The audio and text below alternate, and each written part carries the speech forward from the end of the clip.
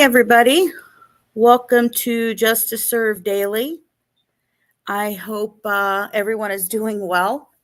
Have you ever not been busy all day and then all of a sudden when you start to do something, a million things happen at once? That's where I am right now. That's what the heck is going on. It's crazy. So, I'm going live and then my dad tries to call me right as I'm going live, right? It happens. That's just what he does. So, oh my goodness. Anyway, sorry, I got distracted. Hello, Miss Kelt. Hello, Miss Jinx. Appreciate you guys being here.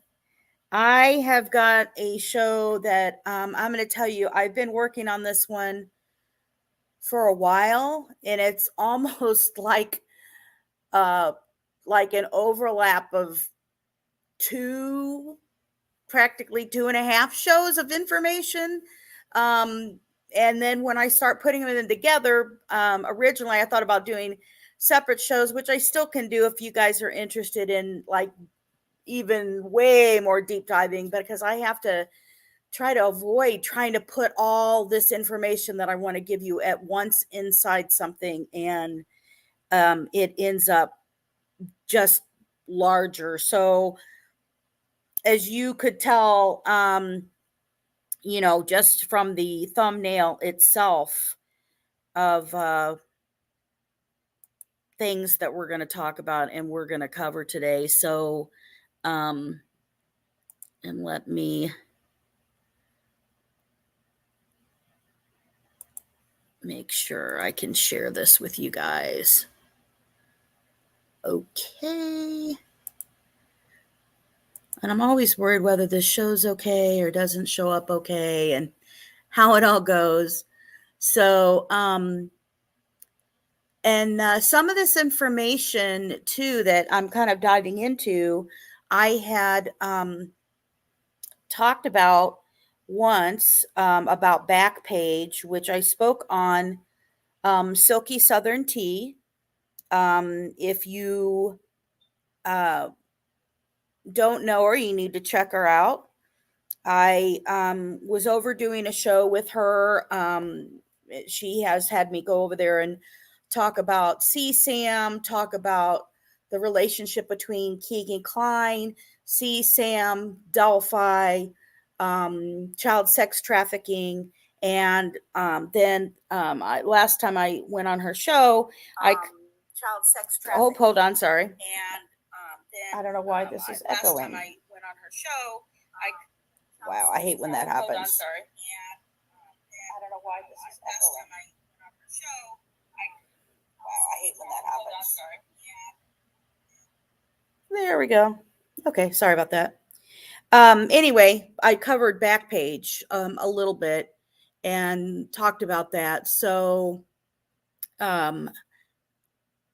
we're going to be going into, and I'm going to be covering for you guys in this show, we're going to talk about the Long Island serial killer,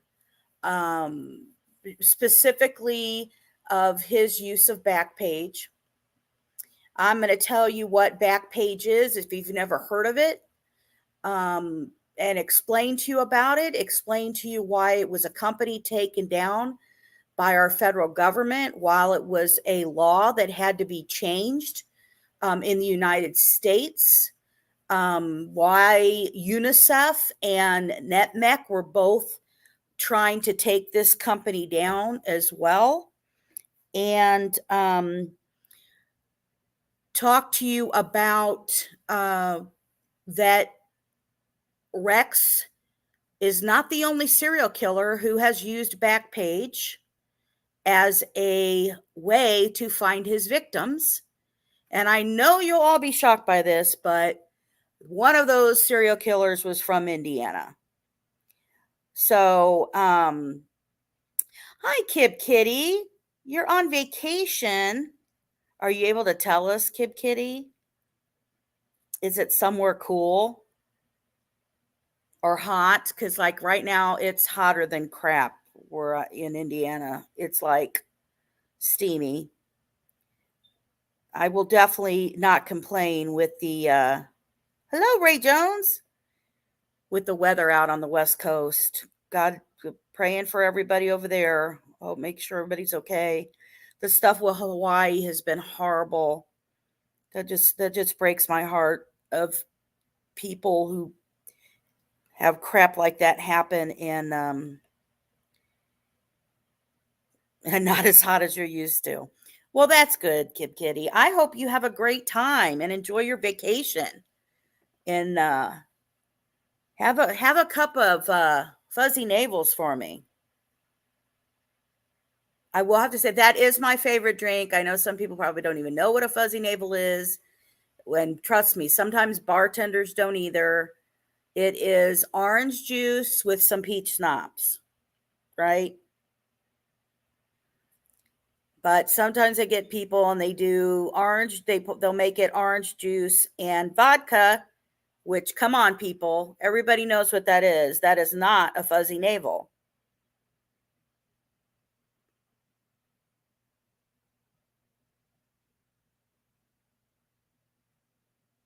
It's a screwdriver. And plus, I had one time I asked for one, and they put peach schnapps and the vodka in there, and it's like, oh, anyway. Guess it wasn't that bad, but so yeah, so we're going to talk about these people. We're going to talk about this similarities about this company, about other serial killers using it, about it being, as stated by the district attorney who take them down, the world's largest trafficker. How many has even heard of Backpage?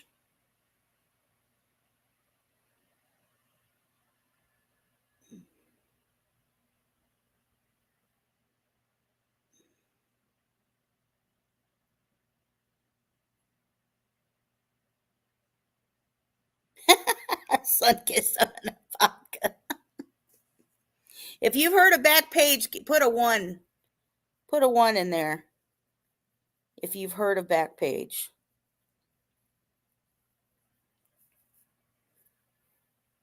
And count, you can't count if you heard it from me. That can't be what you count it for. All right. Well, let's start to dive in this, because this is a lot of information, a lot of stuff. And if you guys see this and you want it, I mean, I put a lot of stuff in here. But if you guys decide you want like even more details about some stuff, I trust me, I can give you a heck of a lot more on that. So, all right. So we all know, obviously, the Long Island serial killer, Rex, arrested on July 13th for the Gilgo 4. I don't know why they put all, the extras, but there they go. So the Gilgo 4, he's arrested finally on July 13th of 2023. He's charged with 3 of the murders, not 4. And at the beginning, they kind of were like, oh, well, we had to hurry up because of what he was doing.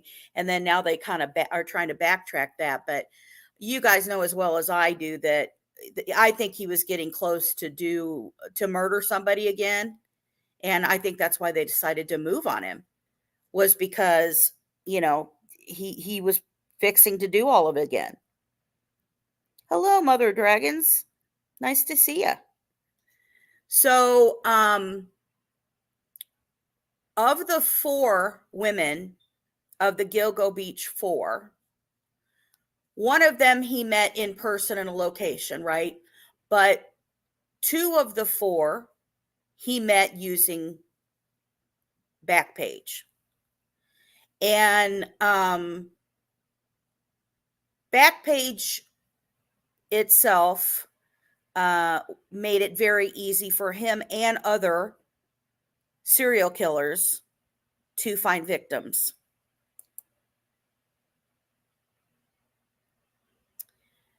So remember, July 13th, Rex gets arrested. Now we have the CEO, one of them, the co-founders here of Backpage, who then commits suicide on July 31st of 2023. He shot himself in the head. He lived in Paradise Valley, Arizona. And it was also 8 days before his trial in federal court. But let me word it this way. His retrial on charges that he was facilitating prostitution. So let me share with you about this company and what happened and why the feds in the United States had to take this company down. And I want everybody to know they were active in all of the states.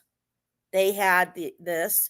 They were active in multiple countries. And you'll be able to see this. So Craigslist to Backpage. So Craigslist, just like Backpage, was a basically classified ads. And, back they used to just be in the newspapers. And, but Backpage launched where their classified ads, they started an actual website that was done in 2004. And the chain originally was called the New Times Incorporated. Now, I do want to point out before I jump way farther, and I'll probably repeat myself because that's sometimes what I do in the information. But the original two founders of this, I will let you know, Larkin used to live in New York. Okay. Now, the New Times and the New Times Media that he started in New York changed their name to Village Voice Media. Okay. They were a competitor against Craigslist. So they would use posts in different categories, like you can sell your car and you can sell your used washing machine, right? But here's the thing. You could also sell prostitution. They had an adult services they used to have on Craigslist and they used to have on Backpage. Okay. But Craigslist closed their adult services ads in 2010. Just like we know from the social media apps that I've covered, that when somebody stops doing something, somebody who wants to make money turns around and starts picking up on it, right? Because they know that they can make money on it. That's what Yellow App did, right? Yellow App picked up that they were no longer going to allow a certain age to participate on another app for dating and, for hookups, basically. And so then that's why the Yellow App took over that window. Well, this is what happened. So Craigslist, suddenly they're no longer in 2010 because they were getting pressure from attorney generals across the country and that they were facilitating prostitution. But this is going to get worse, guys, because they weren't just facilitating prostitution. They were facilitating child sex trafficking. Okay. So most of Craigslist business from the adult ads had moved over to Backpage. And that ended up becoming the main one. So after this all got moved over, then they were trying to basically try to shut down Backpage with all of the adult ads, which they tried to do once. and failed. And then the adult section, prior to a congressional hearing, that they brought all these guys to the United States Congress to testify, which, by the way, they pleaded the Fifth Amendment, right? So this is a sample. I don't know how well you can see it. There are so many listings under here, under all these countries. So if you look, like, you've got the United States, you've got Italy, you've got, you know, all New Zealand, Germany, Australia, Canada. These are all all of it underneath each country. And then if you look at what all the languages that Backpage had, right? English, Spanish, German, French, Portuguese, Japanese, Korean, Norwegian, Russian, Chinese, Finnish, Italian, Dutch, Swedish, and Turkish. So, and you can see Village Voice Media is what became the big one that purchased it. They operated for 19 years because they started in 2004. And you can see seized by the United States FBI on April 6, 2018.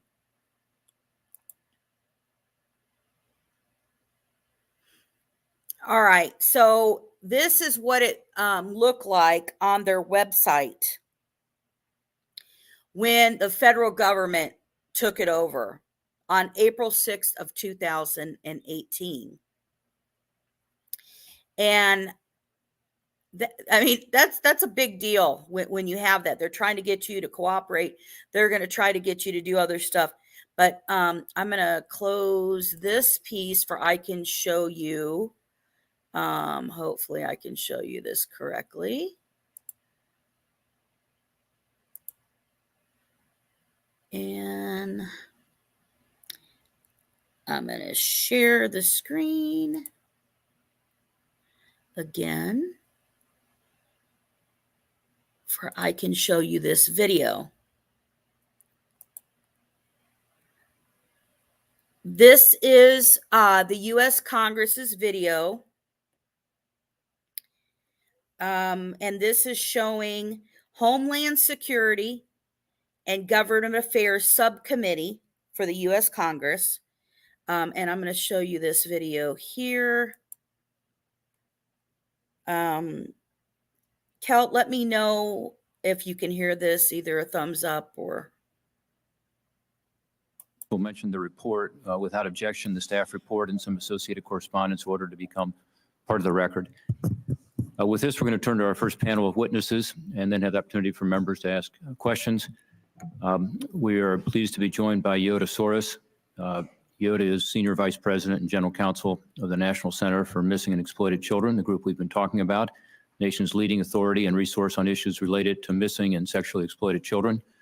For over 30 years, NCMEC has provided valuable services to law enforcement and the criminal justice community with the goal of eliminating child sexual exploitation and reuniting families.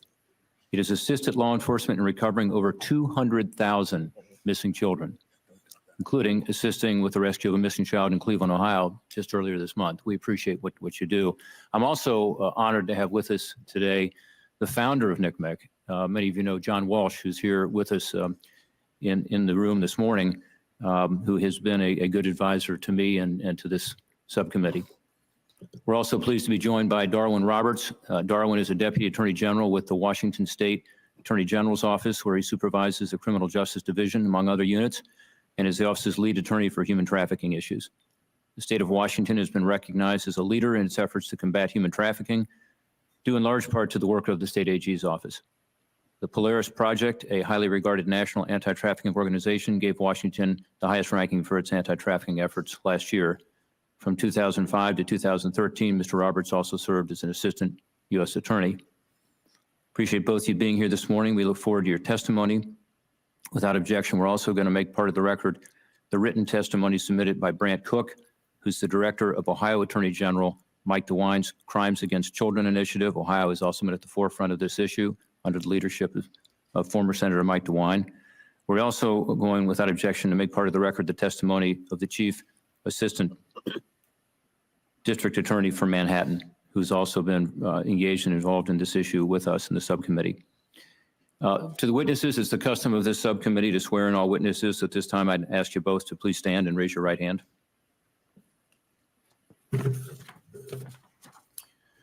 Do you swear that the testimony you're about to give before this subcommittee will be the truth, the whole truth, and nothing but the truth? So help you God. I do. Let the record reflect the witnesses answered in the affirmative. All of your written testimony will be printed in the record in its entirety. We ask that you try to limit your oral testimony to 5 minutes. Ms. Horace, we'll hear from you first. Thank you. So I'm going to have us listen to the testimony of the National Center of Missing and Exploited Children first.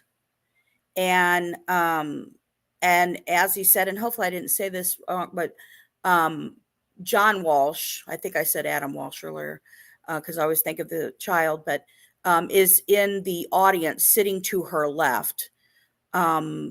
He is the man who started it, that organization, and he is there. And the other attorney, I've watched that. I think just to hear what NetMec has been trying to do, they had been trying over and over again to work with BACKPAGE, and so she is sharing this testimony on there. So I just want to give you a heads up on that. So I'll continue playing it.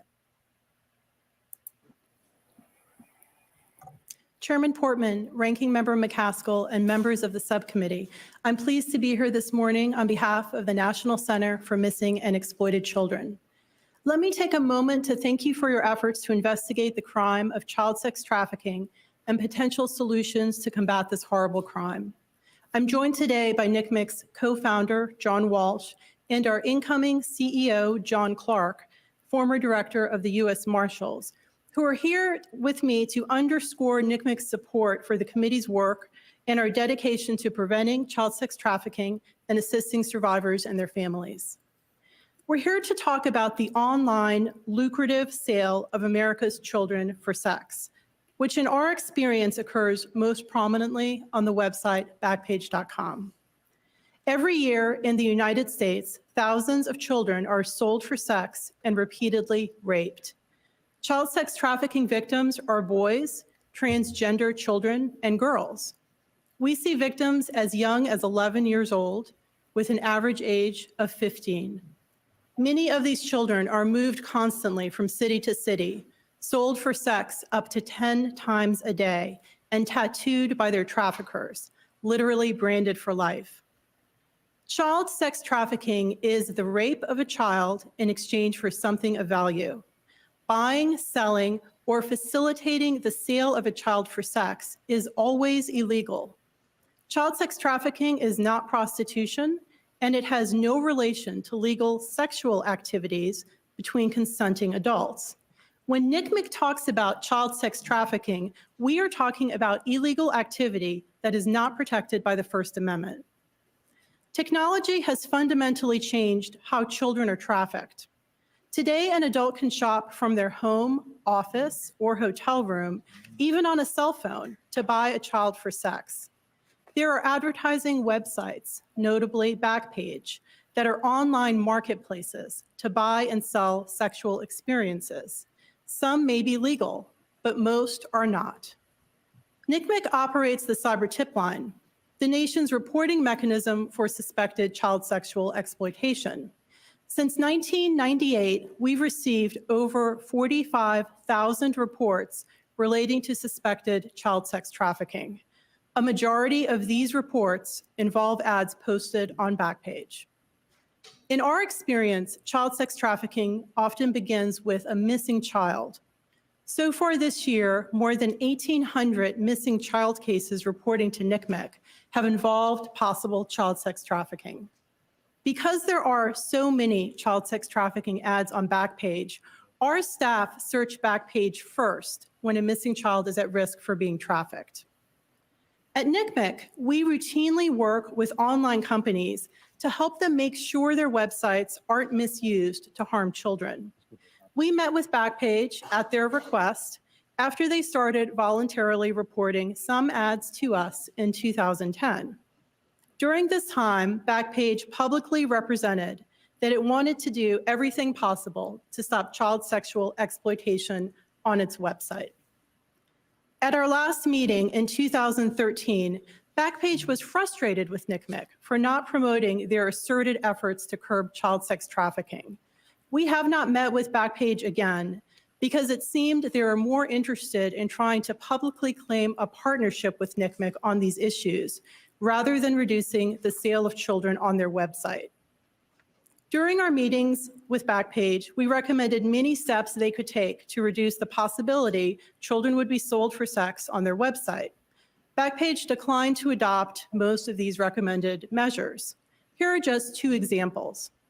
Backpage does not consistently remove ads it has reported to NCMEC, even when the ad is reported by a family member of the child begging for assistance. Here is a report and what one mom and dad wrote to Backpage. You won't believe this. Your website has ads featuring our 16-year-old daughter posing as an escort. She is being pimped out by her old boyfriend, and she is underage. I have emailed the ad multiple times using your website, but have gotten no response. For God's sake, she's only 16.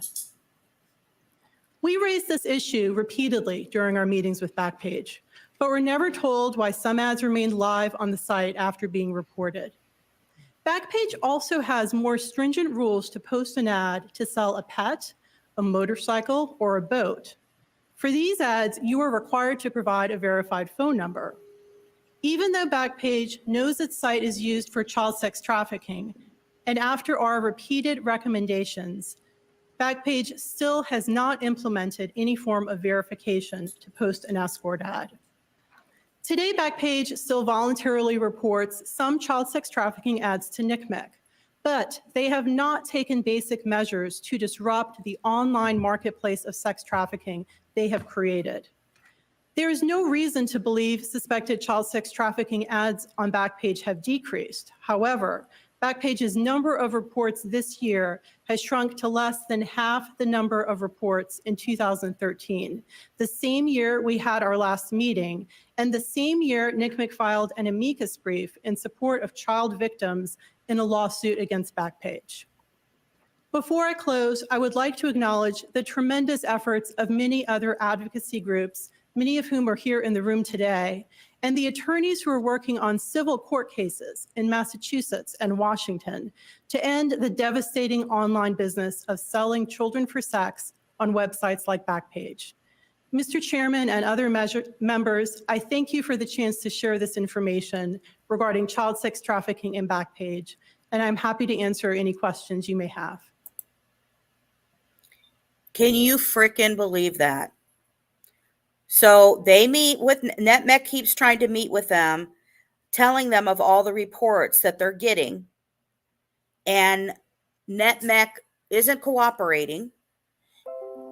And they turn around and they ask for basically at the next meeting they have with them in 2013, they're like, well, they want them to promote that they're working with NCMEC.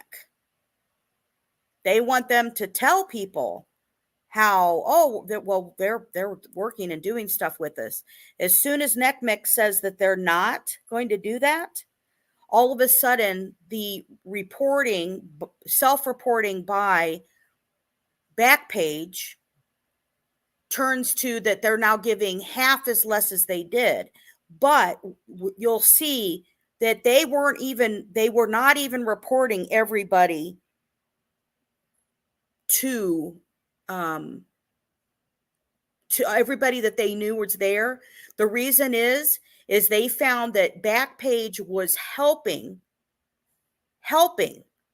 the people, the pimps, and that anybody who were selling on Backpage, whether for prostitutes or for child sex trafficking, they would help them write the ads and they would help them remove special wording. So, for example, if somebody went in there and they said that, a kid, they're trying to basically say that it's a kid, right? And they would say little girl or, underage or daddy's little girl, or God help me, this is so disturbing. Amber Alert. They would put the word Amber Alert or the words Amber Alert in their ad. That it, and to show that it's a child who is being trafficked. And then they wouldn't report that. It's freaking crazy to me. It's really disturbing and disgusting, right? Okay. So then we go forward. I'm going to share this other here before I go back to the other screen. And let me see. We want this one. Sorry, I still try to learn how to do these correctly. This is just the news story about when they got seized and what happened. So I want to play this for you. We are going to begin tonight with some breaking news. A government crackdown on sex trafficking. Federal agents this afternoon seized the classified ad website BACKPAGE.com and closed it down. Justice reporter Paula Reed is following the story. BACKPAGE.com is one of America's largest classified websites, but it's best known for selling sex. The majority of Backpage's revenue is generated through prostitution-related ads in its adult services section. Law enforcement officials have dubbed it the world's top online brothel.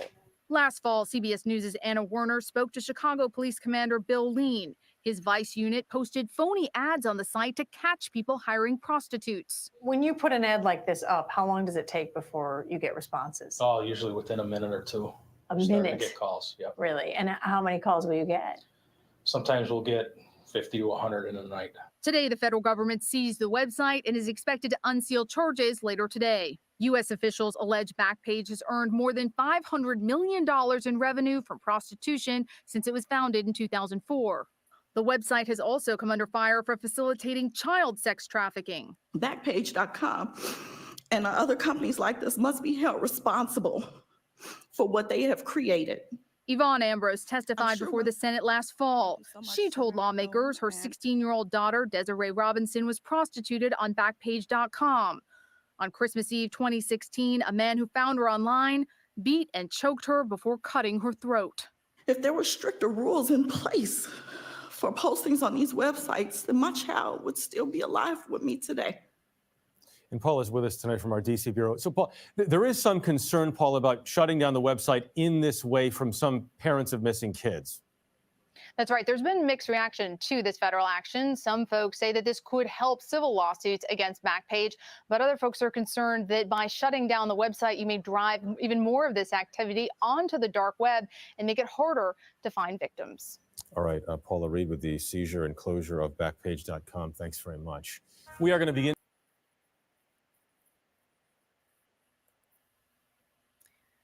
So, yeah, there was testimony that happened at the hearing against Backpage, that there were moms who came forward of girls who were being trafficked on Backpage and testified to Congress about what happened to their children and what was going on.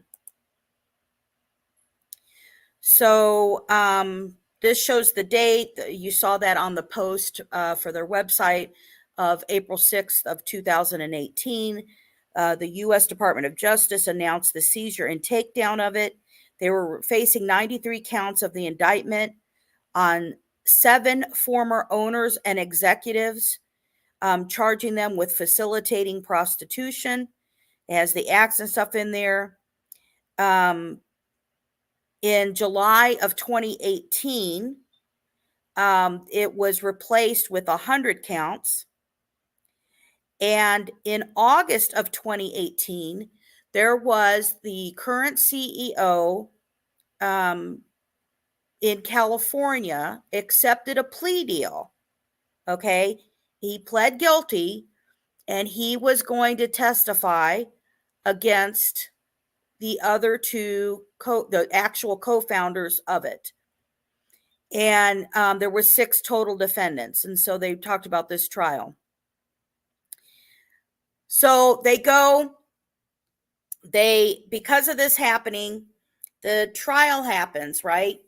And in the trial, they find that the Larkin and Lacey, who we'll get deep into these, in particular, these are the co-founders of the company, are initially found guilty, right? They're found guilty in this lawsuit and everything. So people think, okay, well, this other guy pleads guilty.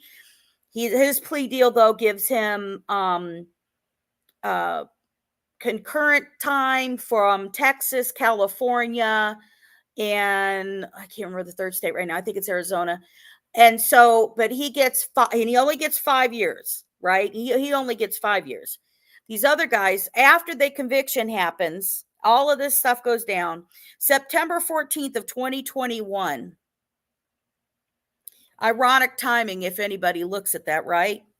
September 14th of 2021. There's a federal judge who declares a mistrial on the case. And you're not going to believe why. Basically, she declares a mistrial because there was references to child sex trafficking in the case. And she said where they were not facing charges of child sex trafficking. And she said she would not overlook it. Well, some of the witnesses who are coming to testify that prostitution was going on their website were some moms whose child were sold on the site. But because they brought up that their children were raped, then that's why they overturned it. And they threw it out.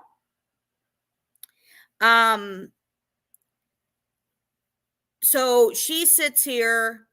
There's supposed to be a status hearing on October 5th, right? And then she schedules a new trial that's supposed to originally happen February 22nd of 2022. Well, then for all of a sudden, she excuses herself from the case. And they don't know why. So another judge is put in her place. Now, remember, Larkin, the CEO, commits suicide before this, right? James Larkin, the co-founders of this. So they have the panel. They tried to plea it out and said it would be double jeopardy and all this kind of stuff. And they said, nope. Now they could have the trial, and now the trial was going to take place in 2023. So 1 week before the trial, basically. Now I want to show you this. Now remember, we've got the government, law enforcement, attorney generals in multiple states across the United States keep going to Backpage, and they're saying, you're facilitating prostitution, right? But their big thing that they're trying to go after is there's children being sold on your site too, right? This is all being sold on your site. So, by the way, prostitution is illegal. If you're from a different country wondering that, here in the United States. So they're telling them about this. They find them helping pimps. They find emails helping pimps to rewrite it. They're changing the verbiage and the wordage and stuff like that. They're purposely doing it. And as you heard, they did $500 million. $500 $600 million. So I found this particular article. I went ahead and shared it. I'll let you know. This was done by Reason. And this is speaking so highly of this Backpage founder and how he was an entrepreneur and he was a free speech warrior, because they're saying that he had the right to do this and that he was really speaking freely and speaking freely on behalf of, prostitutes and stuff as well. And talking about, his wife, he has 6 children, about the newspapers that he started, really talking about how he started all this. And then he talked to, they even speak kind of poorly about the people who were fighting against this, which Senator John McCain, who he used to be a candidate for, he was a candidate for president, and his wife, Cindy McCain, really, really worked with NetMec and trying to push out about what was going on there. So they talk about them being pushing on him all the time and basically misleading information to people. So they talk about how the politicians and the prosecutors who trafficked in myths and moral panic about sex work, sexual exploitation, and online platforms, much as lawmakers and prosecutors have been doing with a wide swath of social media executives recently. They began demonizing Larkin and Lacey and other Backpage executives as a deliberate merchants of harmful content, rather than people providing a platform for the speech of millions of individual users, most of whom were engaging in protected expression. Protected expression. And so they quoted Larkin from Reason that we're the canary in the coal mine for the internet. And so that's really just focusing on how they were the warriors for freedom of speech. So, as you could see, we find out we've got the mistrial because they're saying they should have brought up that, in the testimony, the moms whose daughters were prostituted on there should have not testified because they brought up child prostitution, and that's not what they were charged for. So yeah, that's crazy. So we've got Michael Lacey and James Lacey, and they said they had too many references of child sex trafficking, and they were saying how the employees were accused of taking part in the scheme to knowingly sell ads for sex on the site. While prosecutors say the site published many ads that depicted children who were victims of sex trafficking, no one in the federal case in Arizona is charged with sex trafficking or child sex trafficking. So this is from the AP. Seemed the government abused leeway. A judge had said that one government witness testified about being raped more than once, which raises a whole new emotional response from people. So that's why she thought that it should be overturned. And then Lacey and Larkin said that the site never allowed ads for sex and used people and automated tools, to try to delete such ads. And they maintained content on the site was protected by the First Amendment. Now, let me tell you, in the longer version of the video that I showed you earlier, one thing that they testify for, one of the district attorneys says that they were removing the metadata from the actual pictures, because when they were advertising children on there, They were taking pictures. And so they asked, why would they remove the metadata? And so if you move the metadata, NetMech can use that and they can find out exactly where the picture is being taken, right? They can use that information to find out where the photo was taken. Well, guess what? They're not removing metadata for if you were selling your car or selling your washing machine. They were removing the metadata if you were taking pictures of these kids, and they knew that, right? So Lacey and Larkin, founded the Phoenix New York Times. They held ownership interest in the weekly, such as the Village Voice, and ultimately sold their newspaper in 2013. But they held on to Backpage, which the authorities said generated $500 million in prostitution-related revenue from its inception, from 2004 until 2018, when it was shut down by the government. Prosecutors say that Backpage operators ignored warnings to stop running prostitution ads, some involving children, and they're accused of giving free ads to prostitutes and cultivating arrangements with others who worked in the sex trade to get them to post ads with their company. So authorities said the Backpage employees would identify prostitutes through Google matches and searches, and they call and offer them a free ad. The site is also accused of having a business arrangement in which it would place ads on another site that lets customers post reviews of their experience with the prostitutes. Prosecutors said, now remember, we're talking about this being used by the Long Island serial killer. And I'm going to point out a couple of other serial killers who use this site as well. So my argument is they know that this is going on.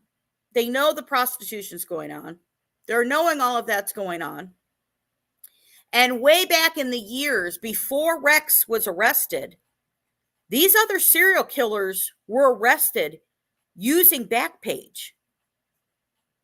Are they not culpable for the murder of these prostitutes?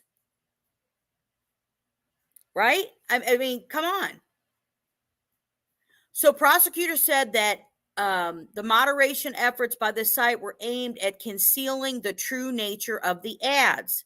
The site's marketing director has pled guilty.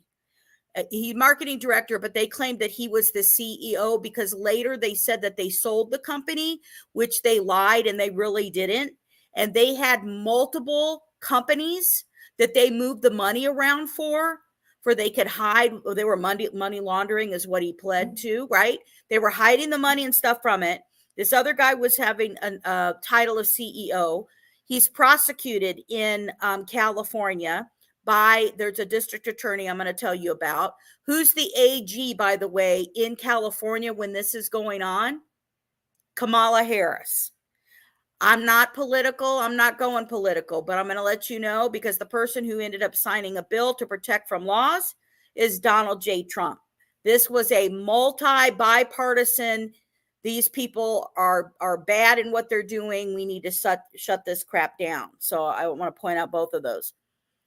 So the site's marketing director who pled guilty conspiracy to facilitating prostitution and acknowledged that he participated in a scheme to give free ads to prostitutes to win over their business. Additionally, the CEO of the company, when the government shut the site down, Carl Ferreira, so that's the guy who was the CEO of the company at the time, which they basically faked. And he used to be the marketing director. He was the one who helped them launch when they went online ads. So he pled guilty to the separate federal conspiracy case in Arizona. It was Arizona, to the state's money laundering charges in California. And so that's that they were doing. So they had to hide the money of where all this money and stuff was going to. And remember, it's also because you've got it coming from other countries. This is not just the United States. These ads were all across the world. So in a separate case, in California, Lacey and Larkin, they pled not guilty, right?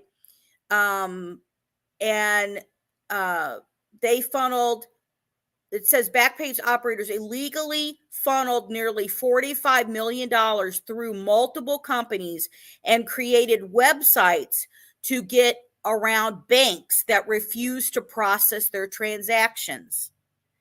So we're going to see that all of a sudden, when this is all going on, before it gets shut down, Visa, American Express, MasterCard would no longer let people use credit cards to pay for ads on Backpage. They all stopped letting it happen, and wouldn't let it go on. Does anybody know what that sounds like?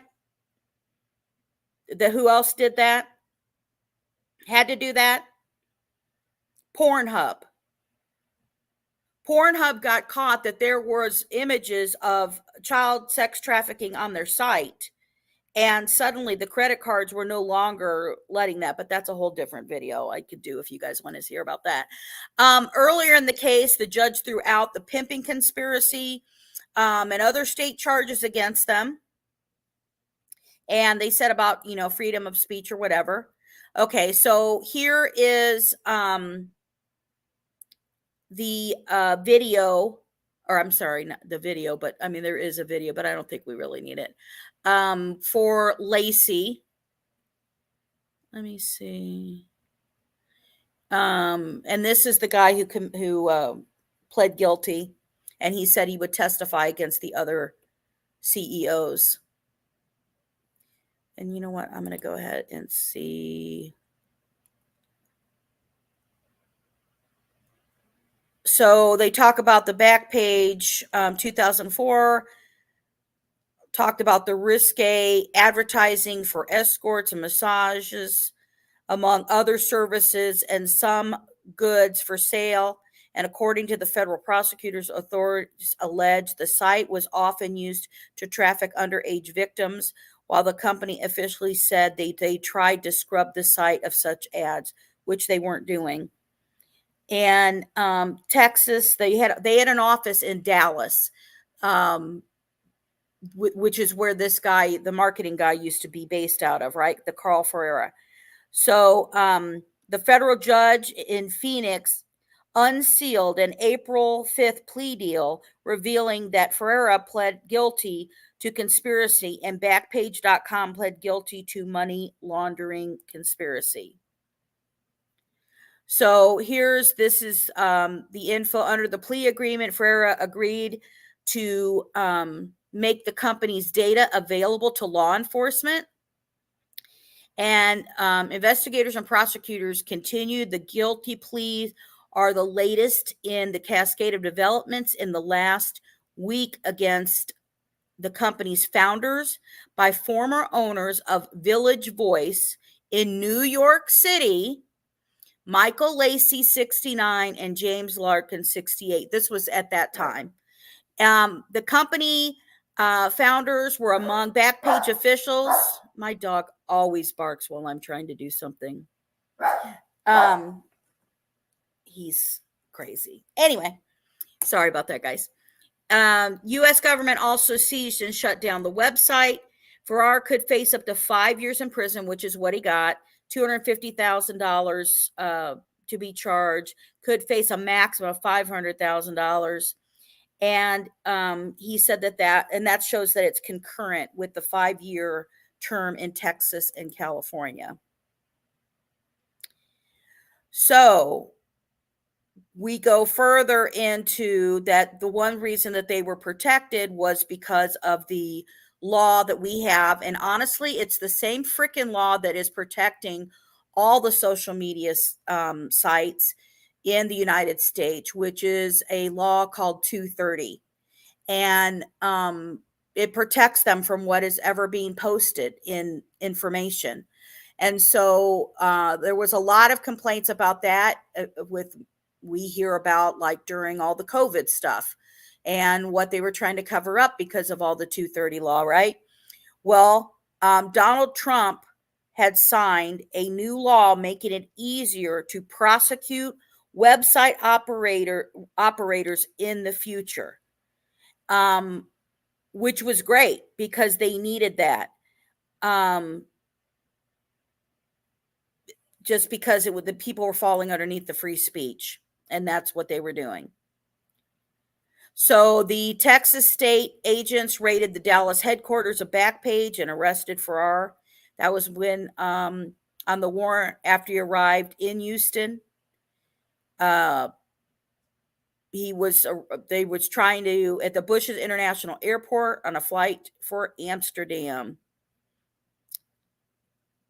Isn't that interesting? The Dutch-owned company is incorporated in Delaware, but its principal place of business is in Dallas. This is all the information they found out about the company not being for real what they're trying to say.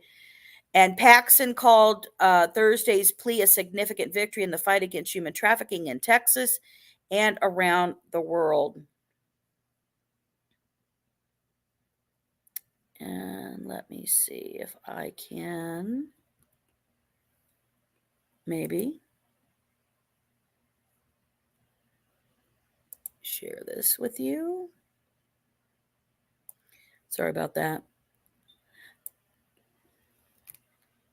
So again, we have a company who is promoting all of this, allowing all this to happen. And I'm going to try to make sure this doesn't start playing. Maybe.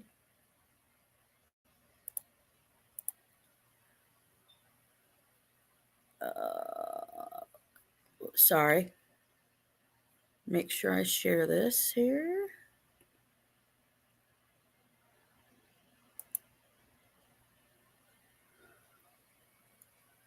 Maybe not.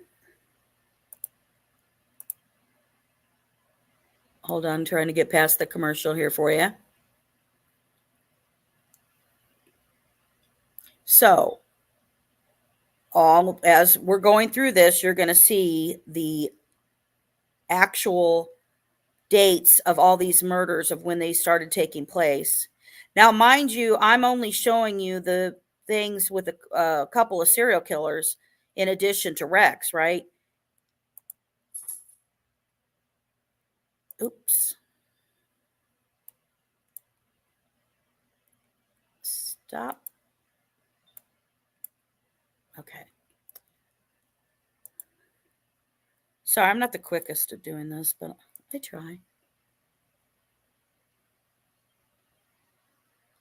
Here we go. And let me know if you can hear this or not, please, out there.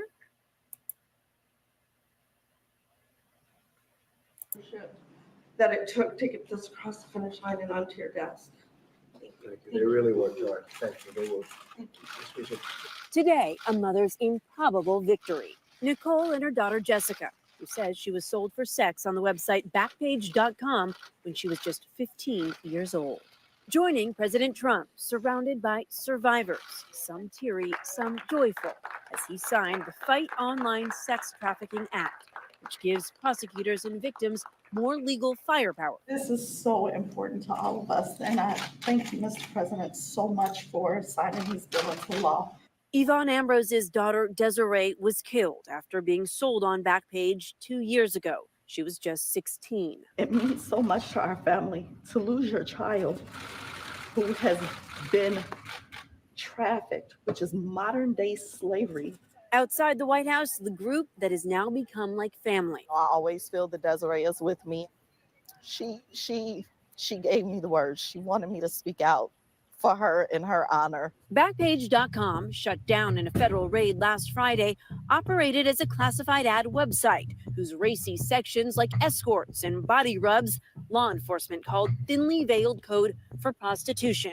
much of it underage. In the past, many have filed lawsuits claiming Backpage facilitates prostitution, but a law called the Communications Decency Act has protected the site. Under the new law, companies will be held liable for knowingly facilitating online prostitution. It's a great day for those women and girls and boys who have been trafficked because they now have the opportunity to seek justice. It's the latest reckoning for Backpage after 7 of its executives federally indicted last week on 93 counts for promoting prostitution and money laundering. Was today a little bit of closure for you?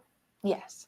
It is really, truly a day for real healing to really, truly begin. Our voices were heard. It wasn't in vain. Their pain was not in vain today. Over, down. We first met Nicole and Jessica 2 years ago. At the time, she asked us to call her Natalie. But now she says she's ready to reclaim her true identity. I am not Natalie.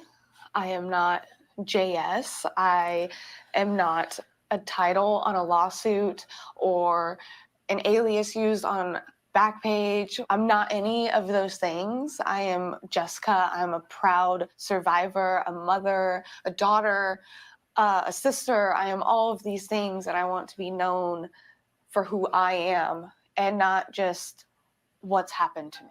As a high school freshman, she says she was sold for sex on Backpage.com after running away from home. How many encounters do you think you had during that time? Over 150. Over 150? Yeah. Would that have been possible without Backpage? No way. She says her pimp actually preferred the site. What did he say to you about Backpage? Said it's safer, said it's easier not to get caught, put me in all these clothes, took some pretty provocative pictures of me, and then go to Backpage and you can click on to post an ad. How often did you work? Every single day. It's too simple. Asked you if you're 18 or older. I mean, a simple yes click was about as far as that went. You know, but it tore our family apart. Her father, Tom, spent nights looking for her. What ran through my mind was what I was going to do and how I was going to handle it when I found her. After many months, Jessica was freed after a raid by police, finally going home. But it wasn't easy for anyone. I didn't know how to treat her. You know, I didn't know if she wanted me to hug her. It was awkward. I was, for the first time since the day she was born, you know, and I was the first one to hold her and see her. And I cut her umbilical cord. It felt awkward to hold my own kid. We teamed up with Seattle's Vice Squad to find out for ourselves how simple it was for young girls to be sold online. This undercover detective created an ad for an 18-year-old girl named Angel, adding a critical detail. And then here's the kicker, right? Ask about my younger friend. Within minutes of pressing post, the ad was up and running. That's why if you could kind of figure out Oh what my they God. want as far as that. We've gotten several phone calls, several texts. Another call. Now they're really coming in. Hey, beautiful. Are you Angel? Oh, right then. There's another one. It's 7:18. It hasn't even been up for half an hour. This is crazy. This post actually led to a real-life arrest.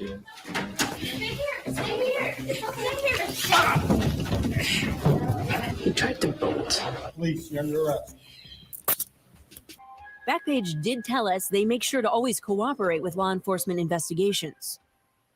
They also touted a multi-tiered system for screening their adult ads, including employing moderators, a filter for keywords, and a user-reported flagging system. But last year, a U.S. Senate report found Backpage was using that keyword filter to actively edit adult ads, erasing words like Lolita, little girl, and Amber Alert to hide underage trafficking. The fact that these terms were stripped out through this screening process does not mean that that girl's age was magically changed. That Senate report playing a crucial role in Jessica's goal of holding Backpage accountable. She and her family ultimately sued Backpage and reached a settlement. Her case, the first to focus on the claim the site was editing ads. One of the executives allegedly behind the practice, CEO Carl Ferrer. Back in 2015, he had been a no-show when initially called to answer questions on Capitol Hill. but we tracked him down overseas. Here we are in Amsterdam. Why? Well, we realized that Backpage.com was sold to an unnamed Dutch holding company. So we started looking. Did Carl Ferrer own any companies in Amsterdam? We discovered Ferrer seemed to be running a few other escort websites from abroad, including a site eerily similar to Backpage called Cracker, available nearly everywhere except the US. Carl Ferrer has turned down several of our interview requests, so we've come here to this hotel in Amsterdam because we found out there is a conference that Carl is scheduled to attend. Carl Ferrer? Hi, we've been looking for you. Do you have a second? I'm Gloria Riviera with ABC News. Yeah. And we just want to ask you a few questions. Oh, no comment. You know, law enforcement tells us that underage girls are trafficked on Backpage.com, your company. No comment. We saw a real-life example of this last week. I'm sorry. You're a father. What would you want to say to him? He wants to know why this is going on. Months later, authorities arrested Ferrer and Backpage owners Michael Lacey and James Larkin on state charges in California of pimping underage victims and other felonies. Those charges were dropped, judges citing CDA protection. But in early 2017, Backpage executives were again called to testify on Capitol Hill. After consultation with counsel, I declined to answer your question. Now Backpage appears to be gone for good with the recent charges against Larkin, Lacey, and several other executives. Ferrer was not named in last week's federal indictment of Backpage executives, but the initials CF are included throughout the document. My sense is that CF is likely Carl Ferrer, and that he made a deal with the government to provide information and probably for a lesser sentence. That indictment says the company earned over $500 million in prostitution-related revenue since its inception. So remember, everybody, Carl Ferrer sat here, gets a deal, gets a plea deal. He's in California serving the time concurrently with Texas time. So he only got 5 years. But Larkin and Lacey are out because their case got thrown out because they said that children who were trafficked shouldn't have testified that children were trafficked because they weren't trafficked. But isn't that still prostitution? Isn't that still prostitution? That's what they're being charged with, and money laundering. So why wouldn't they testify? Why can't the kids testify about that? Right? It's bullshit. Absolute bullshit. Oh, and sorry about the dog barking again. He likes to do that to me every time when I try to go online. So Inception, and that virtually every dollar flowing into Backpage's coffers represents the proceeds of illegal activity. The argument was always, well, it's very difficult to police the internet. They would say, we can't be held responsible for millions and millions of content providers. Well, this law now makes it very clear that they must do it. Jessica says there will always be more work to do. I hope it's inspiring for people that, you know, if you're fighting for something that's for a good cause, then don't stop until you get what you want. Neither mother nor daughter ever stopped fighting for each other and all daughters for sale. I just want to hug you. Okay, you can hug me. For Nightline, I'm Gloria Riviera in Washington, D.C. Amazon has great deals. all right. So if they would have not put that law into effect, so let's go back. What has gone on? So then we have that he commits suicide, right? Larkin commits suicide right after, within 2 weeks of when Rex is arrested, and within a little more than a week before he goes on trial. This is the law that is protecting social media. I bring this up obviously because of the law that got passed, bipartisan. I'm not being political here, people. Bipartisan, right? The California Attorney General was Kamala Harris. The Trump was the president when this finally got signed in. Look how many years it took them to get this taken down. So I shared a little bit about what Section 230 is. And you know, you can go look that up. But basically, it's a Good Samaritan protection from civil liability. So if another person, a third person, posts something in there, you're not supposed to be able to be held accountable and stuff from that. The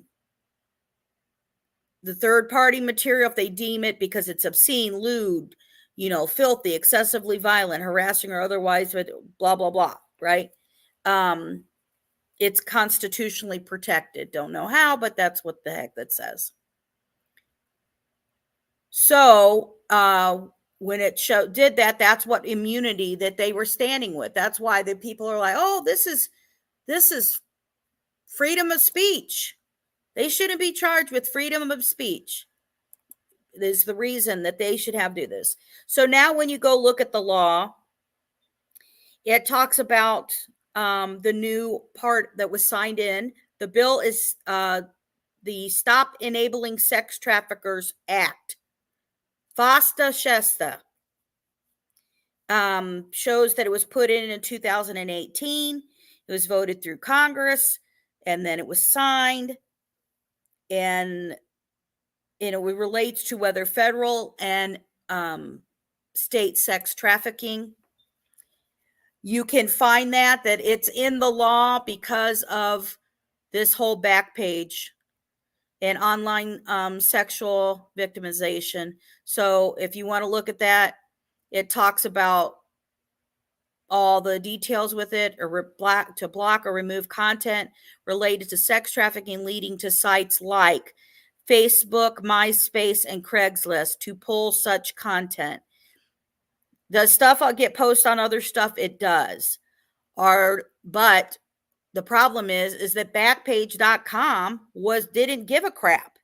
They made $500 million. They helped people change the wording so that they wouldn't get caught, right? They don't want you to do. Now, this is the other reason I bring this up, is because remember that the Long Island serial killer, yes, we do know of the Forgigo Beach. We all pretty much, I'm sure, feel the same. He's got other murders out there. I have no doubt in my mind that he did, right? Well, but remember what his searches were online. Remember what type of disgusting searches in his CSAM he was looking for. He was looking for children. He was looking at images of children. So right now, the victims that we're talking about are very, very young. But don't you believe that there's a possibility that this also could be that he participated in the child sex trafficking part of what Backpage was doing?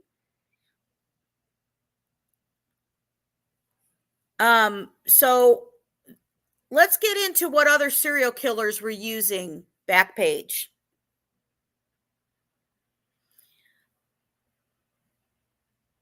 This is a murder victim, Africa Hardy's ad on Backpage.com is one of thousands posted daily to a website offering sex for money. She was 19 years old and one of 7 women, all sex workers, found dead in Northwest Indiana over the weekend, the victims of a suspected serial killer.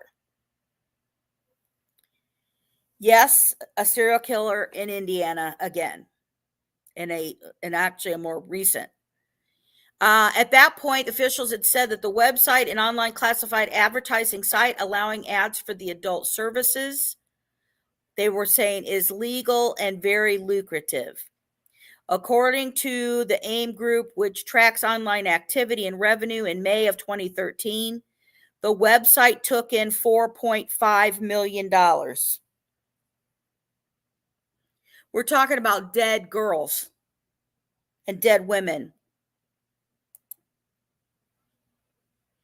So let's talk about Africa Hardy's case.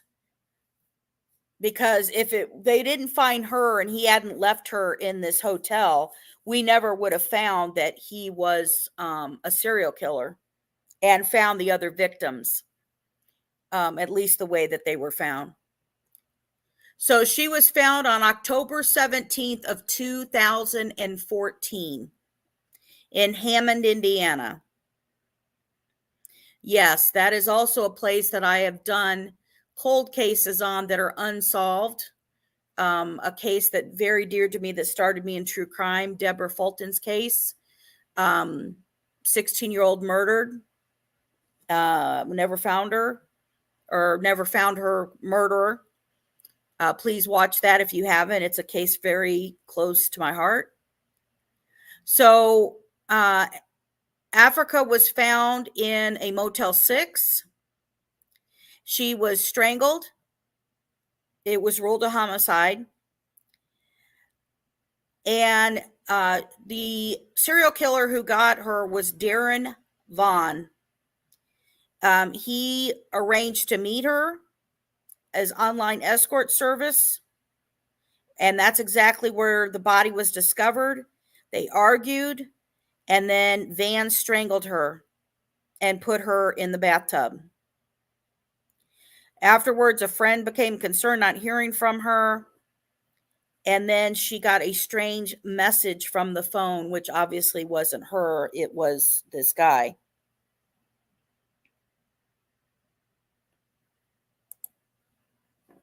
So here's Darren.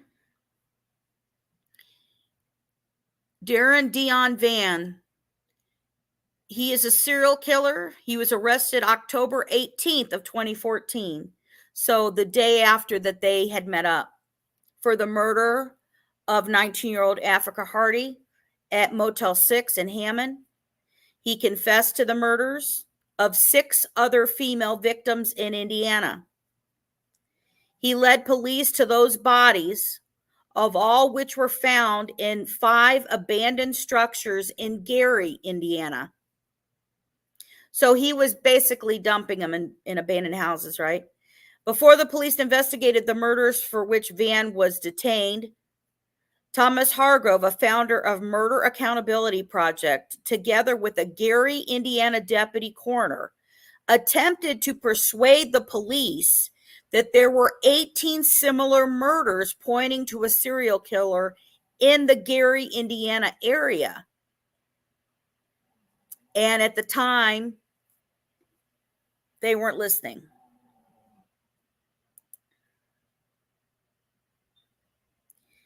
These are the other 6 victims.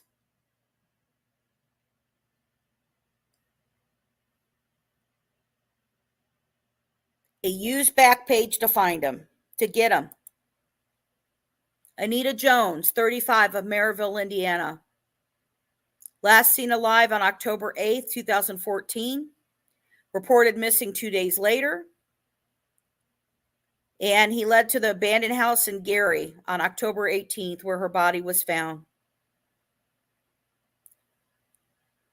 Tiara Beatty, 28, Gary, Indiana, left to meet a friend on January 13th of 2014, but she never returned. Her family waited to hear from her for a few days, but reported her missing later that month. Her body was found in an abandoned house at 1800 East 19th Avenue in Gary on October 19th. Christine Williams, 36, of Gary, Indiana, was a mother of 4 and employed at the time of her death. Her mother-in-law stated that she had not heard from Williams since February 2014. Her body was found in an abandoned house, Massachusetts Street in Gary on October 19th. Here's some photos of the abandoned homes where Vaughn dumped the bodies of women that he found that were advertising prostitution on Backpage, and he used it to get more victims.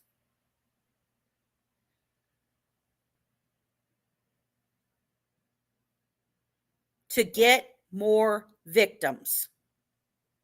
Now, if you want to argue about freedom of speech or that Backpage was safer, somebody tell me how the shit this is safer. Tell me how this is safer.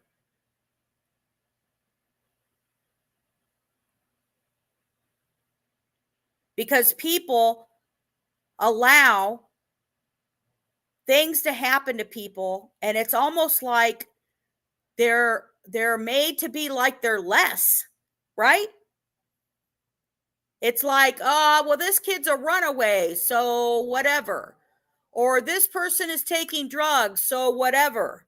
Oh, well, this girl was prostituting, so whatever.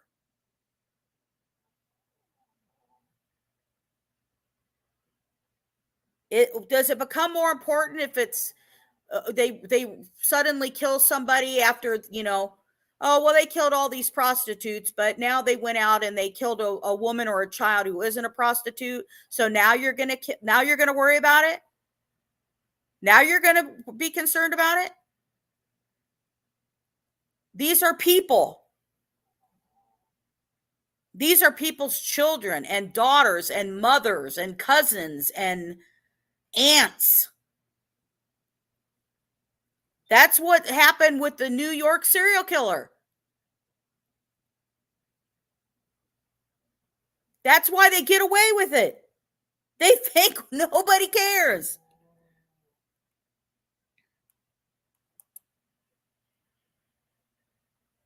Here's his other victims. Tracy Martin, 41. Gary, Indiana, reported missing on June 26, 2014. Her body was found in an abandoned house, Massachusetts Street in Gary on October 19th. Sonia Billingsley, 53, Gary, Indiana, was reported missing on February 7, 2014. Her body was found in the abandoned house with the body of Tanya Gatlin on 43rd Avenue in Gary. And then there's Tanya Gatlin, 27, of Gary, Indiana, had been missing since January 2014. She's found with Sonia on 43rd Avenue in Gary, October 19th.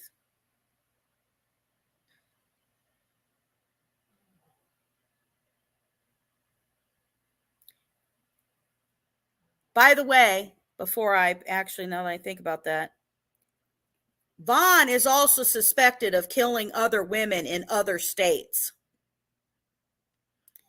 He's not just thought to have killed these women here in Indiana. He was accused, he used to be in the military. He had been arrested. He was married for a while. His wife was 30 years older than him.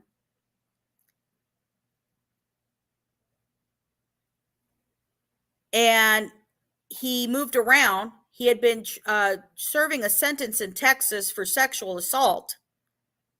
And they believe he has other murders in other states. Now, have we heard another thing about what's going on with it? Of course not. Of course not. This is information about a mother who finally filed a lawsuit against Backpage for her daughter who was killed because she had been sold for sex on Backpage, saying that it promoted the trafficking in its ads at offering children for commercial sex. Now, I want you to know that all of these cases, by the way, a little ironic, let me say this.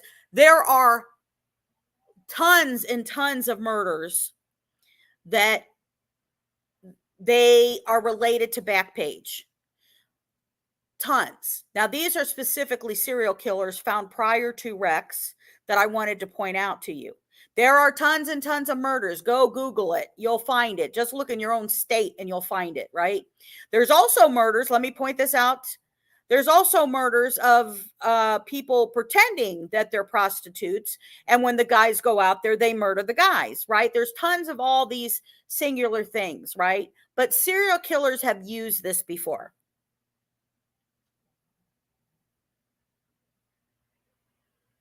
In a lot of the ads or news stories that you'll hear, I found this line all the time, and it's not true, but they believe it, so they put it. But this is believed to be the first case in the nation linking Backpage to trafficking and a specific murder. That's not true. We find the other murders. We have the other murders. And it's so ironic that each one that I was reading and looking into. So the mother of this girl, Yvonne Ambrose, filed the civil lawsuit against Backpage in Illinois State Court after her daughter, Desiree Robinson, was murdered last year in Chicago suburb. Robinson had been repeatedly advertised for sex on Backpage, the lawsuit said. The teen had been missing for several weeks when she was found dead on Christmas Eve, guys.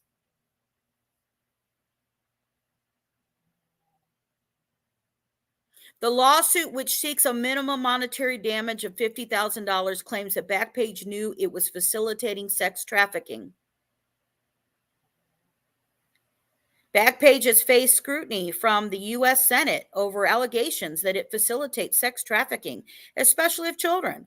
A Senate report earlier this year found that Backpage removed words that indicated a person being advertised was a child, such as little girl and Amber Alert, and would post sanitized ads. You don't think they're culpable when they remove the words little girl, daddy's girl, daddy's little girl, Amber Alert?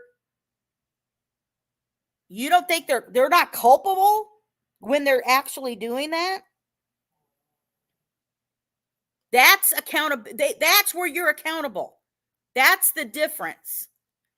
If you're not willing to help and you're just willing to make your money off of it, there's the difference. The company has repeatedly triumphed in court by arguing it is hosting content, not creating it, and it is protected from liability by a federal law that protects free speech, the Federal Commission Decency Act. Backpage earlier this year shut its adult section, decrying what is called government censorship. Bullshit. I call bullshit. And we know what happened and how well they did because they got completely shut down. There's Antonio Rogers, that's 30, he's 32, murder convicted of this little girl.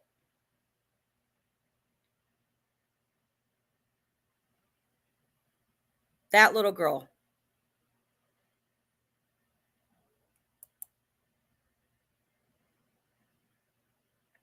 So let's talk about another serial killer in Michigan.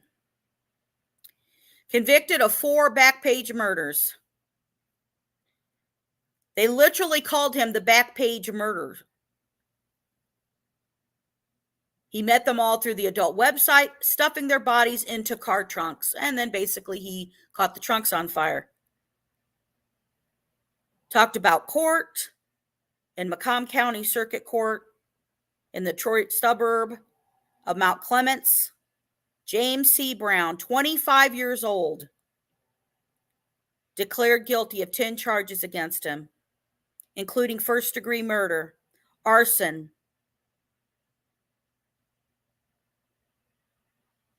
and disinterment. Brown, who killed the women in the basement of his home in Sterling Heights in December of 2011. So is somebody going to tell me Backpage didn't know that there were killers using the site? This guy was convicted in 2011. When were the Gilboa Beach murders happening? The same time. He faces life without parole.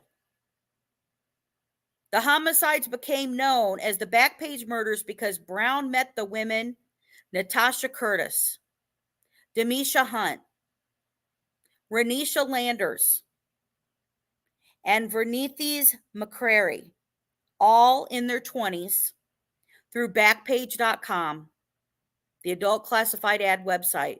The bodies of Landers and Hunt were found December 19th of 2011. 6 days later, on Christmas, police found the bodies of Curtis and McCrary burned beyond recognition in a second car.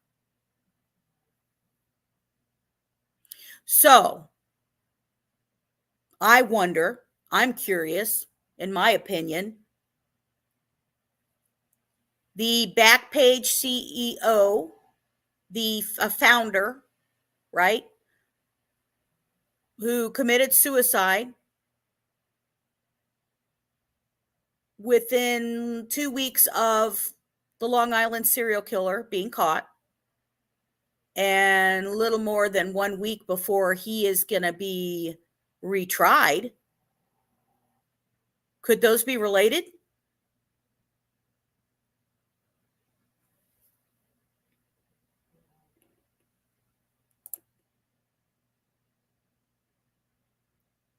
There's his victims.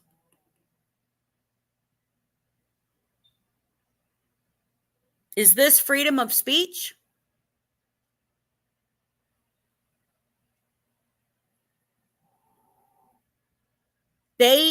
We know that Backpage knew they had people child sex trafficking. They have the emails and information and stuff that show them changing the words from little girl, daddy's little girl. I mean, there's some of them that I probably have blocked out of my mind because the terms are disturbing. Fresh. One is fresh, right? But Amber Alert, that almost made me sick. And they know that that's child sex trafficking. Did they remove it and report it to NetMec? No, they didn't, guys. They sat there and they helped them change the words so they didn't get caught.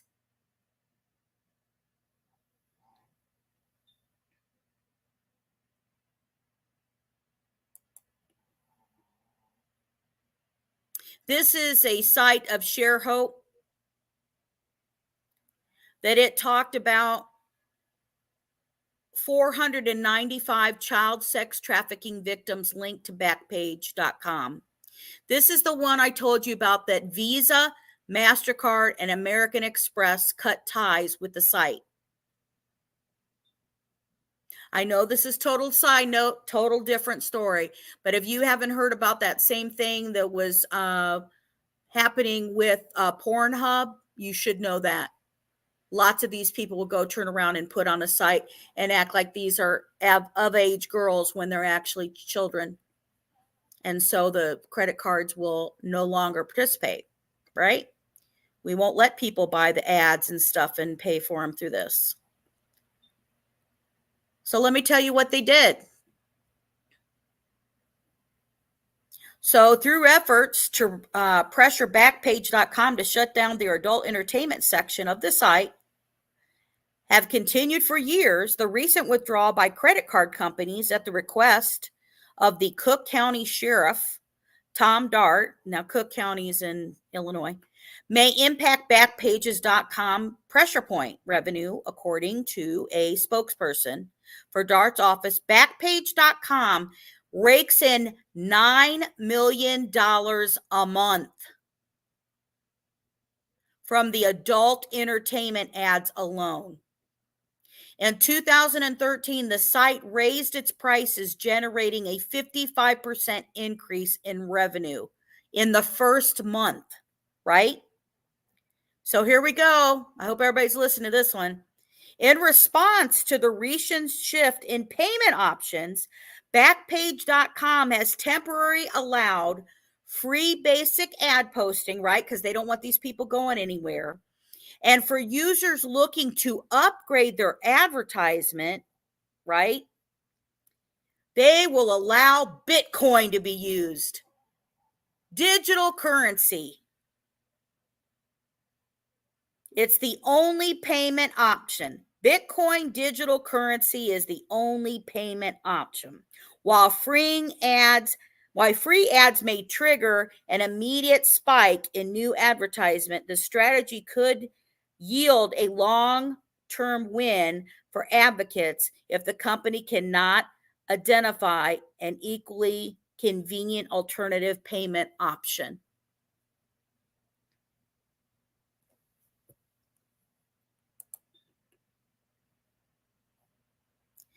Here's UNICEF. UNICEF was part of trying to ask people to help when they saw for child sex trafficking. They announced when they asked people, please, we need the laws changed. That's when they had 76,000 letters that was sent by supporters to say that the U.S. Senate needed to support the Stop Enabling Sex Trafficking Act, or SESTA. And they show how it was voted on 97-2. Is anybody curious who the hell the two people were? I almost want to look into that one right there. Who the hell were the two who voted it not to be? That's why right now I try to keep posting, and I don't know that if people are paying attention in the community posts or, on Twitter or something like that, whatever. But right now there is a few different acts that are trying to be passed. They came out of committee just like this did. The Stop CSAM Act is one of them. All of those have to do with CSAM. I have posted it on the thing, asking people to please contact your representatives and your senators to support it. They don't get coverage and news from it. And if it doesn't get covered, it won't get passed. And if your senators and your representatives, if you live in the United States, don't know you support it, you need to go and contact them. This is UNICEF talking about the different lawsuits, about how Section 30 was protecting stuff. It talks about, protecting children and what they do and why they were asking for help. Now, the girls that you saw a couple of girls, a couple of parents who were in there who spoke to the committee, to Congress, the U.S. Congress. And while this was being done with NETMEC, with the Senate to pass this bill, all of this stuff, there was a documentary made about it. You may have seen it. I know it was on Netflix. It's called I Am Jane Doe documentary. It was made totally about this, basically showing the legal battle amongst several American mothers who, on behalf of their middle school daughters who were trafficked for commercial sex on Backpage, formerly owned by Village Voice. And this film was named by, or narrated by Jessica Chastain. And I'm not going to claim that I know these people, but 50% of the film's profits go to nonprofit organizations which serve children affected by human trafficking. And it follows their stories and the cases of the middle school girls from Boston, Seattle, St. Louis, and their suits against Backpage. And talking about how they go up against with the judges and stuff. And they talk about the Communications Decency Act, which the Section 230 was used to try to say that this was freedom of speech and protecting other social media and stuff to use this protection. And you got to ask, do they know it? Are they doing enough? Are they doing enough? And so I encourage you to go watch this. It can be on different sites. I think you can rent it for like a couple, few bucks. It's not that expensive or whatever. Some places may have it on YouTube. You may look and see if it's, I know it showed on Netflix for a while. So another thing, if you want to learn more about this, is that there was a book done by Maggie Krell. Her quote: "For almost a decade, Backpage.com was the world's largest sex trafficking operation. 7 days a week, 24 hours a day, in 800 cities throughout the world. Throughout the world, Backpage ran thousands of listings advertising the sale of vulnerable young people for sex, reaping a cut off every transaction. They're making money off of every transaction. The owners of the website raked in millions of dollars, but many of the people in the advertisements were children as young as 12 and forced into commercial sex trade through fear, violence, and coercion." This is her book.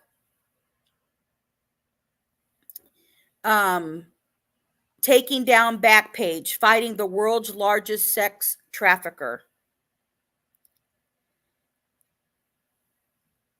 Again, by Maggie Krell. She, you know, how her team battled against the group.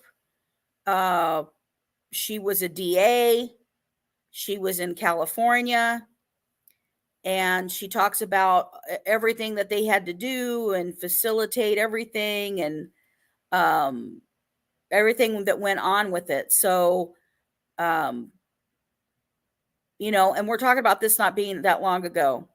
I'm going to tell you something also. While I was trying to do research and stuff of different murders and cases and making sure what different serial killers or people, you know, were using this site, I'm amazed that there are people who sit here and are doing videos. And I mentioned this when I did Silky Southern Tea show.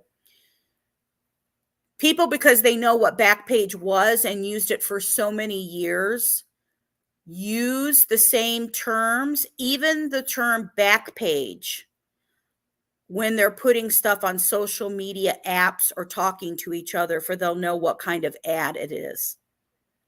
And if you go look the shit up, they are trying to help each other post the ads or how to find ads. And that's what they're using to do it.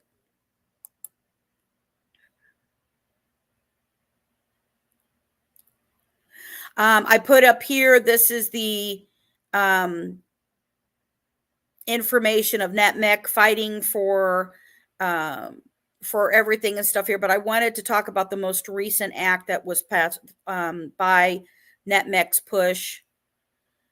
They supported the Protect Our Children Act of 2022, which passed the United States Senate on November 15th of 2022, as well as Congress on December 6th of 2022. The act reauthorizes funding for their Internet Crimes Against Children Task Force. That's also why you see more Internet Crimes Against Children Task Force in your own states that are going on. And it helps provide support for investigations to your local police department, right? I don't know if you know this, but there is a national version of this. So it's basically, or I should say international, technically, International Century for Missing and Exploited Children. It is like a sister with NetMec. It's based in Virginia, but it is a regional presence. Brazil, Singapore, and Australia. Has a private 501c3 nonprofit. And it's for child exploitation and child pornography and child abduction. And so there's also a new global missing children's network. Well, not new, but you know what I mean? It's GMCN, and it has specific countries that belong to it. So you've got 31 member countries, as you can see: Albania, Argentina, Australia, Belgium, Brazil, Canada, Chile, Costa Rica, Ecuador, France, Germany, Greece, Guatemala, Ireland, Italy, Jamaica, Lithuania,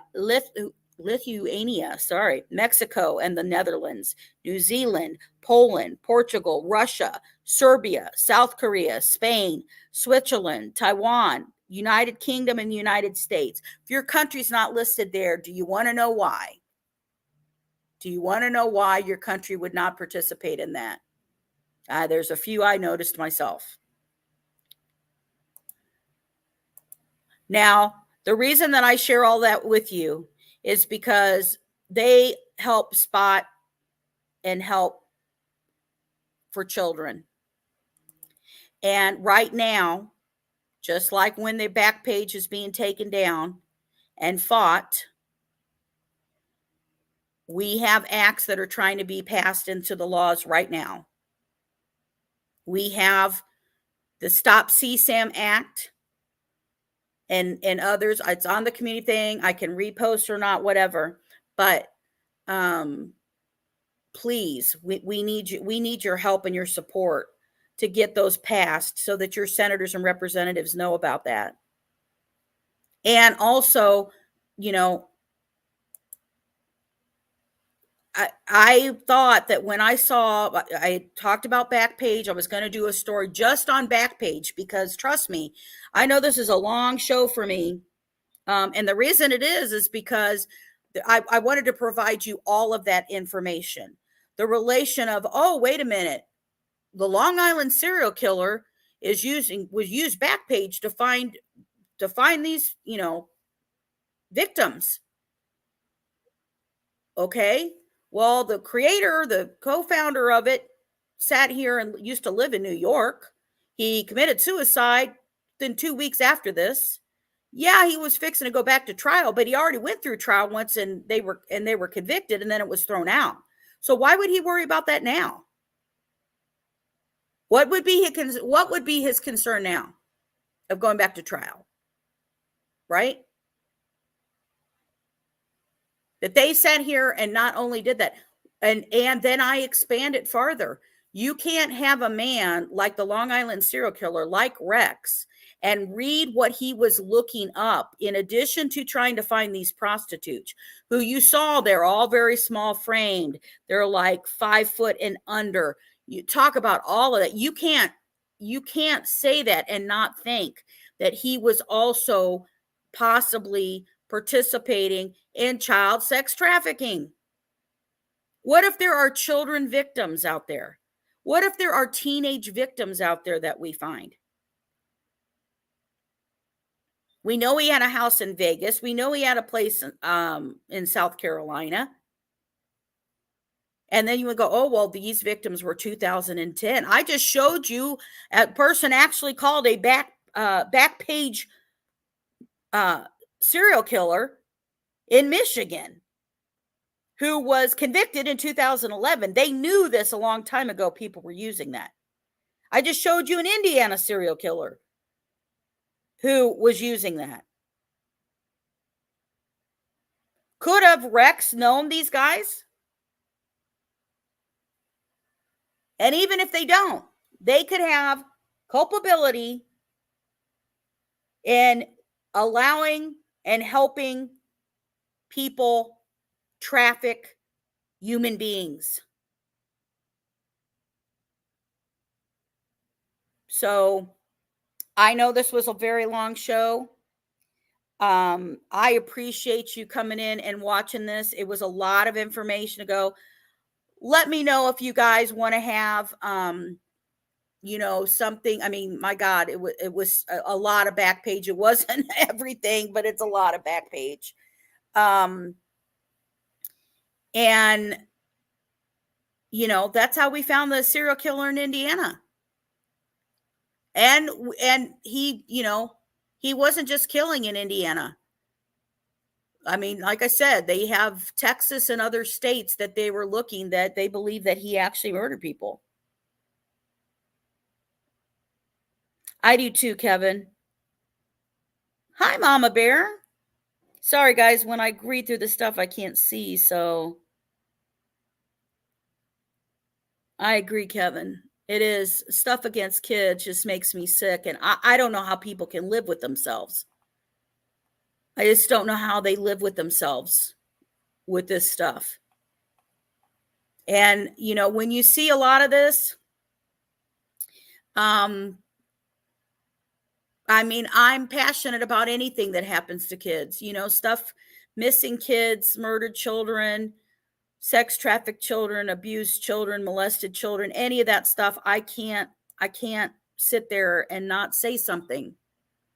And I want to help provide information that I can in order for people to keep their kids safe, or your grandkids safe, or any kids safe. And if it's information to you or information to directly to people's children, then I want to do that. That's with my last days here on earth. I want to make sure that I try to make a difference in stuff. That's why I told you I am not a monetized channel. I get thrills. Ask my my group here of justice research group here of Paige and Kelt and Mama Bear and stuff like that, and Jinx and everybody who I just get thrills of having subscribers, and that I'm getting the word out to more people, and that more people are hearing what's going on, and learning what I can share and cases that I'm passionate about. And then I can sit here and do. By the way, I'm not sure which show we're going to be having next, because I got a couple things in there. I don't know, one, if Darren is still out there. Is Darren still here? Darren, I saw the updated story on Jessica. We need to get together and get some work done on that. So if you're still out there, I'm going to be sending you an email.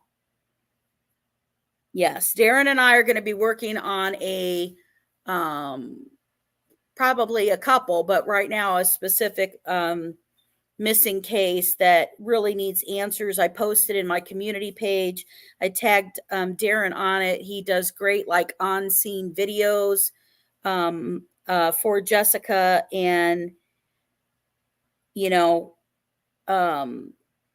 this information needs to get out there, and we need to get some help with answers from that. So we're going to work on some things and check what we can do to help it. And Darren, I'm looking forward to working with Darren. Also, our birthday surpassed. I've been on for a year, and yay. Wow. Right. I'm like, oh my God, it's been a year. It's our anniversary. Mama Bear, Kelt, Paige, everybody. It is. I can't believe it. I'm shocked. I'm shocked. It's been a year, and God, it's been interesting. I've learned a lot, and I know there's sometimes delays in shows, and I know most people know that is due to my health. And sometimes when I have some stuff going on, I'm not able to do a show. So I try to come in here, and again, I just appreciate all of you coming in and listening and following and caring about these cases and what's going on with people. And I'm glad you stay around and watch videos and aren't getting sick of I'm getting sick of hearing me or whatever. But I know, Kel, we have it's a 1 year. I'm just shocked. I know, it's so shocking. So we've done a lot as I look back to some of the shows and stuff, and I've met some really great people in true crime. And most people in true crime are out here to help others, right? We're trying to tell stories. I mean, I've always had love, if you watch from the beginning, or definitely, like, I brought up my case that means so much to me, because it was a case me and my mother followed when she was alive, and because she was killed near our home on Halloween night. Deborah Fulton in Hammond, Indiana. And that I reached out to the Hammond police and trying to work on stuff with that case. Because I want to be able to try to do something. If it looks like it takes me a while to work on something, it's because I want to look into something. I don't want to say something that's incorrect or wrong. You know, I want to make sure I do the research on it, and I want to make sure I'm help supporting the family, right? That I'm trying to help them and find out what they need. It's kind of like the Oakley Snow case, right? I had no idea who they were. I just found out of a missing girl, and she was missing out of Indianapolis, but she was actually from Oklahoma. And then the tragedy of that she was murdered here in Indianapolis, and, you know, meeting that grandmother and stuff like that, and trying to help. And I, try to help by writing press releases and getting news out there and contacting the police, or try to get Freedom of Information Act reports on cold cases and stuff like that. And I try to do that because I want to feel like I'm trying, I'm doing something to kind of help the case. But me and my mom and honestly, and my siblings, we all, like true crime, listen to true crime, would hear about different cases, would read about different stuff, watch all the shows, right? I mean, when COVID was going on, I swear to God, I watched everything on Netflix and Hulu and probably every true crime. When you start seeing reruns of those cases, you've watched a lot, right? But I hope you know that my heart is in the right place. I hope you know that while you're over here supporting us, you are a justice warrior. And also, I want to let everybody know, especially the benefit for being here so long. I'm going to be doing 2 drawings, 2 giveaways here soon, but I'm going to do it a little different this time. But I will let you guys know how we're going to do some giveaways and stuff, because I want to show my appreciation and stuff to you guys. Now, I may not have all the fancy bells and whistles because I can't afford fancy bells and whistles on the show. I do it by trying to teach myself or watch YouTube videos on how to show. I mean, that's how I figured out how to use StreamYard, right?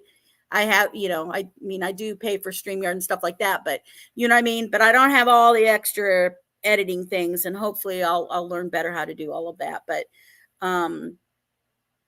I appreciate when you are a subscriber. It means to me that I am doing something right and helpful, and that you appreciate it, and that and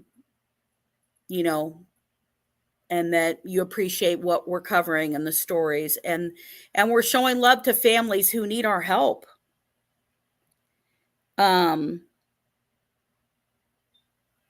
So if you want to cuss a bit, Kevin Kraft, he put up about custom pin. Kevin Kraft has a channel. He does beautiful, creative, artistic work. He does woodwork and stuff like that. Beautiful stuff with wood. So you need to go check out, his channel. If you want to drop your link in here, Kevin, if you like to watch that kind of stuff, creative stuff, and it's really neat. Darren, is Darren still here? If not, maybe Kelt can drop it in. Darren has his own channel as well. I did mention that, but he does really good on the scene videos and stuff from that. Kevin has to find his thing.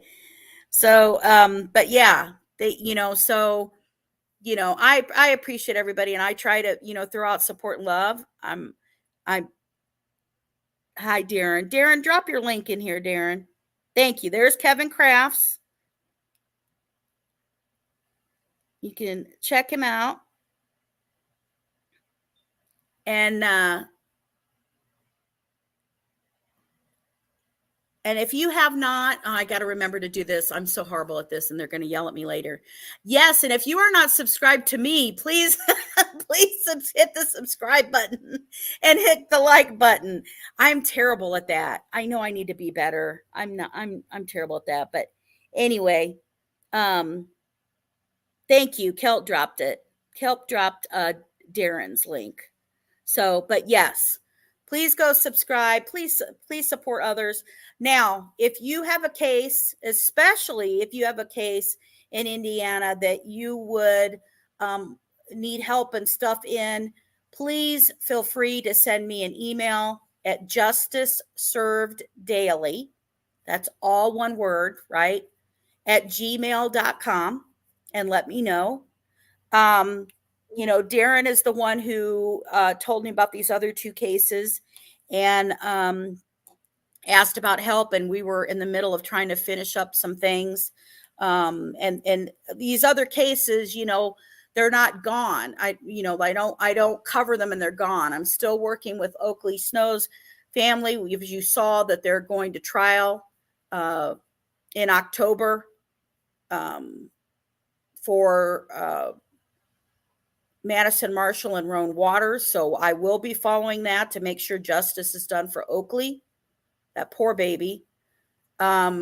Still working, you know, obviously for, you know, the cold cases, information and stuff that's, you know, out there and stuff for those cases as well. So any updates and stuff that we get, anything that we share. Jessica Reel posted in our community, her stepfather is going to go back to trial for a possible parole release. I posted the information that she had shared in there about that she would like help if you want to send any letter to tell the parole board that he should not be released for killing her sister. That is the show I did called Missing Turned Murder with Jessica Reel. And she was happy that she saw it posted. She even commented and all of that. So, you know, our people follow that. You know, we want to try to make a difference. And when I find out anything that we can do, that's what I want our justice warriors to do. I want us to be active in trying to help make a difference, not just kind of hearing about the cases and that's it. You know, I want to feel like I did something with my life here. I want to feel like I've done stuff. I mean, I spent my whole life working in the field that help people, but you know, now that I don't do it that way anymore, I try to do it from this. Having this true crime channel was a desire and a dream of mine, and you being subscribers helps me achieve that. And I can't say thank you enough.